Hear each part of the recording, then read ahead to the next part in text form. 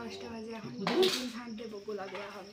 তাহলে তোমার সাথে ভিডিওটা শেয়ার করি। রাত্রিবেলা ঝাঁট দেওয়ার একটাই কারণ, এই ঢালাইটা হওয়ার পর আমরা বলেছিলাম যে একটু ঠিকঠাক করে দিতে।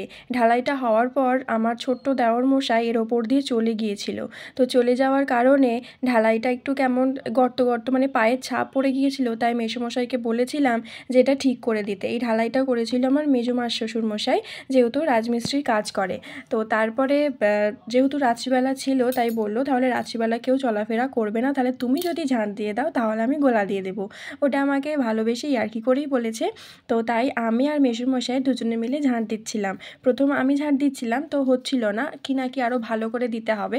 তো তাই জন্য ওদিকে মেসোমশাই, এদিকে আমি দুজনে মিলে ঝাঁট দিচ্ছিলাম আর ভিডিও করে দিচ্ছিল আমার ননদিনী। এই ধরনের যে কোনো কাজ করতে আমার বেশ ভালো লাগে। আর আমার মেসো মাসি যাই বলো না কেন, সবার সাথে আমার খুব ফ্রেন্ডলি আলাপ আছে, মানে খুব ভালো রকম একটা বন্ধুত্বপূর্ণ সম্পর্ক আছে। কখনোই আমি শ্বশুর শাশুড়ি এরকমটা কিছু ভাবি না।